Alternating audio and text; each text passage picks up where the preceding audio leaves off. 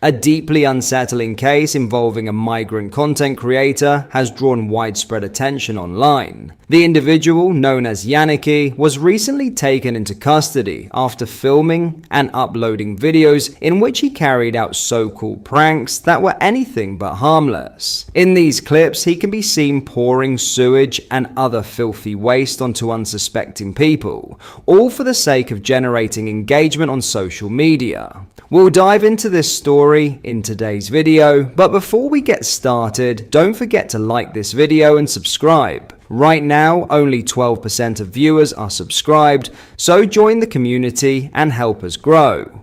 What makes the situation even more disturbing is who he chose to target. One of the victims was a man experiencing homelessness, someone already facing immense hardship. Another was a 9-year-old girl who had no ability to protect herself from such degrading treatment. These were not pranks, not jokes, and certainly not entertainment. They were deliberate acts of humiliation directed at people who were vulnerable and unable to defend themselves. This incident forces us to confront a wider issue: the growing trend of online creators pushing past basic moral boundaries in the pursuit of attention. The idea that someone would inflict this level of indignity on others just to gain views reflects a harmful culture in which cruelty is excused as content. It reveals how easily empathy can be cast aside when fame becomes the priority. It also raises questions about accountability. Being a migrant is not a justification for harmful behavior,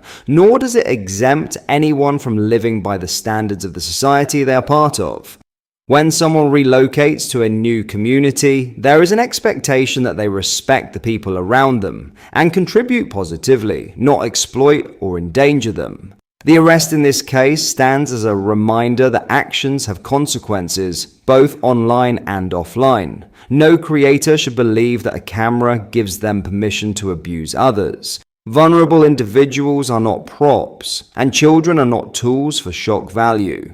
If anything good can come from this, it is the hope that platforms will take these issues more seriously. Viewers will be more critical about the content they support, and creators will understand that real entertainment never requires harming another human being. Basic decency must remain the standard, regardless of who you are or where you come from. Have a watch. No.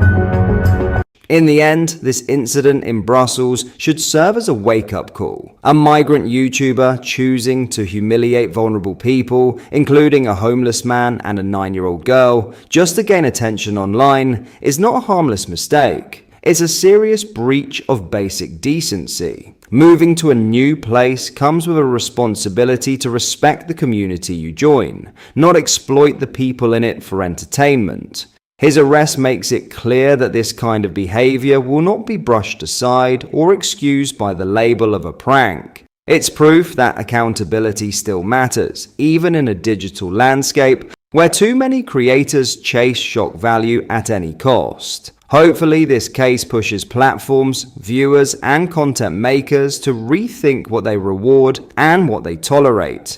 Humiliation is not content. Cruelty is not entertainment, and no one, especially the vulnerable, should ever be used as a prop for online fame. In other news, deported Albanian criminals are paying up to £20,000 to illegally return to the UK, it has been revealed. The findings come despite the UK's return agreement with Albania in 2022, which has seen the numbers making the trip across the channel reduce immensely. Following the agreement, which was signed by then Home Secretary Dame Priti Patel, there are regular, often weekly flights for criminals who have either completed their sentence or have volunteered to be returned to their home country for the remainder.